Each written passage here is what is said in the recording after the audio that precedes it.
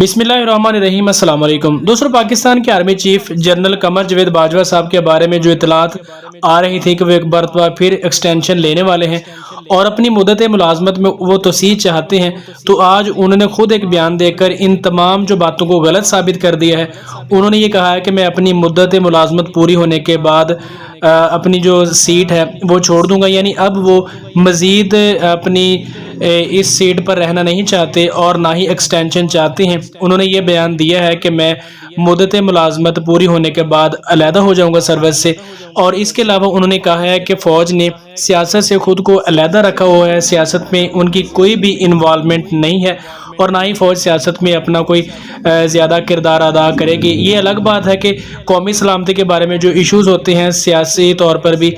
और उसके बाद पाक फ़ौज से ही मदद तलब की जाती है। आपने अक्सर देखा होगा कि कोई भी ज़्यादा इशू बनता है तो पाक फ़ौज से मदद तलब की जाती है और हालात को ठीक किया जाता है। लेकिन कमर जावेद बाजवा साहब ने अब इस बात की तस्दीक कर दी है कि वो कोई अपनी मुलाजमत में तोसीह नहीं चाहते, अपनी सीट पर कायम नहीं रहेंगे, बल्कि जब उनकी मुद्दत मुलाजमत शायद नवंबर में मुकम्मल हो रही है तो उसके बाद वो रिटायर हो जाएंगे और किसी भी किस्म की एक्सटेंशन जनरल कमर जावेद बाजवा साहब अब ये नहीं चाहते। तो कभी इम्कान है कि बहुत जल्द नए आर्मी चीफ का ऐलान भी वज़ीर आज़म मियां मोहम्मद शहबाज शरीफ साहब की जानिब से कर दिया जाएगा और पाकिस्तान को एक नया आर्मी चीफ भी मिल जाएगा।